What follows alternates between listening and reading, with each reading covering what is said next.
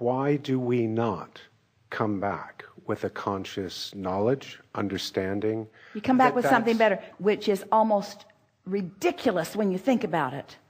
When you feel good, you're on the right track. When you don't feel good, you're not on the right track. So you came back knowing that. But what happened? Oh, such a well-placed question. What happened is you cared about the condition of the way that person responded to you more than you cared about the way you felt. That's how you got trained. That's what Esther realized she was doing with her own list of positive aspects about the people that she cares most about in the world. She was trying to train them into virtuous conditions. She didn't mean to do it. Oh, I will see them as always on time.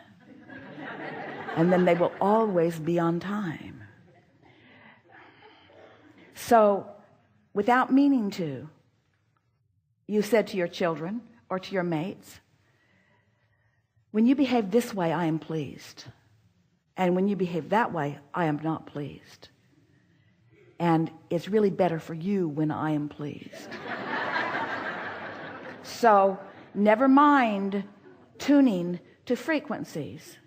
In fact, when I am the most out of alignment with who I really am, that's when I lay down the most laws and demand the most from you. So you better behave and please me when I'm out of alignment, or there'll be big trouble for you. We're exaggerating this, not at all. In other words, so without meaning to, you early on started pandering to pleasing others, whether they were in alignment or not. And in the process, you lost your sense, which is returning in full force today. You lost your sense of feeling your own guidance from within. What could be better? You didn't say, I'll remember everything that I've ever learned about anything. We have a really good question for you. How much training did they give you about gravity? Not a lot. You're really little. Your mother's holding you in her arms and she's saying, if I drop you, it's really going to hurt. Or there's this thing called gravity and you'll learn about it soon enough. And I'll try to teach you everything I know about it before your feet ever hit the floor. But you didn't have to learn about it because it responded to you so consistently that through life experience, you figured it out, you see. And the same thing is true of law of attraction. You knew that you would figure it out because it's pervasive. It's everywhere. It's unyielding. It never stops. It's always consistent. And, we're shouting again, you have a guidance system that lets you know. You just forgot about that because your mother made you believe that what she wanted mattered more than how you felt about it. And now you have some conversations you need to have with a lot of people. Hey, you know how I've been jumping through hoops for you all these years? I'm not going to do that anymore. Esther's going to discover what it's going to be like when Mark says, hey, Esther, I'd rather not be at the office today. Makes me happy to not be there. So I'm not going to go in. How do you feel about that? And if Esther has heard anything here today, she will say, how I feel about what you do is irrelevant. Even if it has to do with my business. He's got a really big grin on his face. This might not go well for him. And you see, what worries all of you is that you really don't trust people to behave in ways that will be beneficial to you. And it might be a little rocky in the beginning, but we promise you this is the only answer to everything that you're seeking, you see. You just can't legislate enough things. You can't demand that people are treated one way or another. It's an inside job. They have to create a vibrational atmosphere that causes law of attraction to respond to them. And law of attraction is responding to them. They just have to figure out how to do it consciously, you see. You're hearing this? Are you getting it? Are you believing it? Aren't you eager to just watch what happens next? Always. So, did we get there, or is there something left? We got there, except it seems to me it would be so much easier if we all had conscious knowledge of it. How much time have we all spent I was going to say wasted. I don't mean that. Are you new to us today? No. How long Well, first time I've seen you in person. But how long have you been listening to the stuff? 2 years. And in 2 years, you got here, we explained it, now you know it, why aren't you applying it? Well, I am. Well, we're trying to trap you in your own words. Because the question that you're putting to us is, why didn't I know it before I came? And we say, you all now know it. You all now know it. We're not going to split hairs that you knew it before you came, because you did know it before you came. And you knew something even better before you came. You knew you had guidance that would keep you knowing it. And you knew that life would respond to you fairly, as it does to everyone. You knew all of that. You knew that you would figure it out as you go, and you knew it would be fun to figure it out as you go, and you knew that you would get better and better and better at it. So your question is, why did I not come with the memory of everything that had come before? And we say, you came with better than the memory. You came with source energy right there with you, knowing it so powerfully that in the moment that you deviated from the knowing, you felt off. We got a better question for you. Why didn't you say, oh, what's this off feeling? What's this off feeling? That would be the logical thing. Why do I feel off? What's this empty feeling? Why do I not like it when you disapprove of me? That's a really good question. We'd start telling our little ones that right now. If you feel uneasy when people disapprove of you, do you know why that is?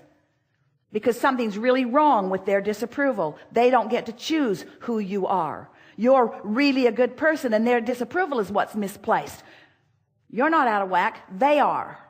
You can turn it around right now. You can start telling people. You see? But your question is, no, Abraham, no.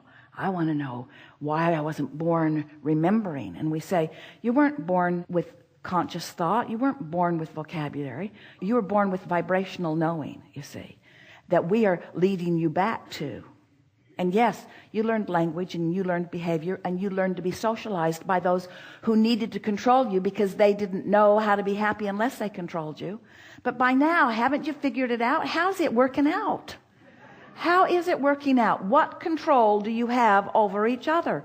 Do you have any real control? Do you listen to your politicians?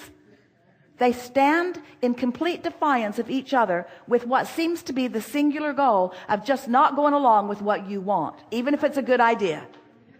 Even if it's a good idea, I cannot go along with what you want. All the time feeling awful inside. So the bigger question is, how did I, in my human form, get so detached from my emotions that I'm willing to put up with this emptiness? Why am I willing? Because we know that often you don't feel empty. Often you're enlivened. Often you are tuned in, tapped in, turned on. So it doesn't take much nudging before you remember that, you see. Before you remember or rediscover what to do about it now.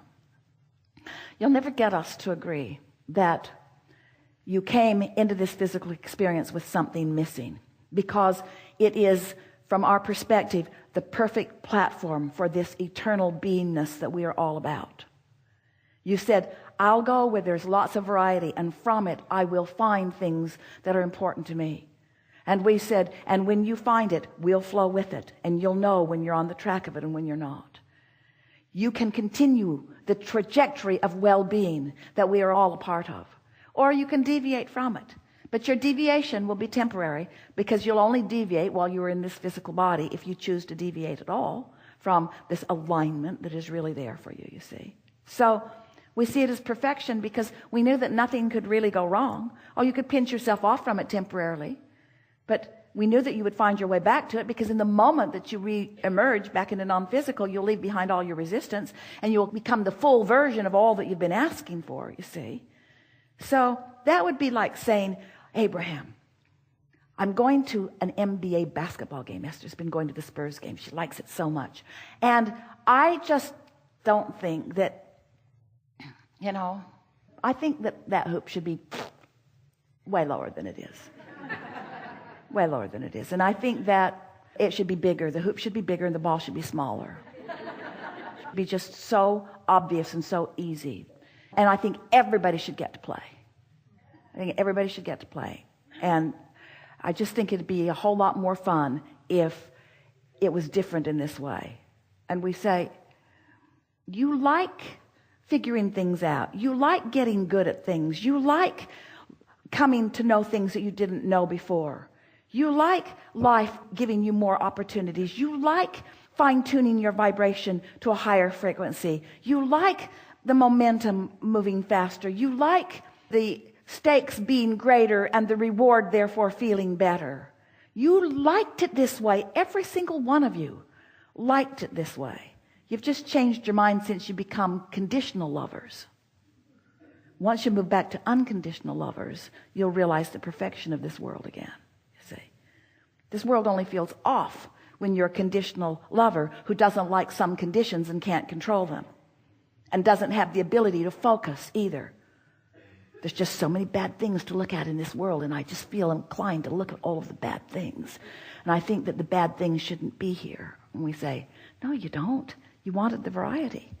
And then you say, well, I'm not saying that there shouldn't be the variety. I'm just saying that shouldn't my guidance have been more obvious to me? Shouldn't I come knowing it? And we say, what could be more obvious than your heart swelling when you're in sync and shrinking when you're not?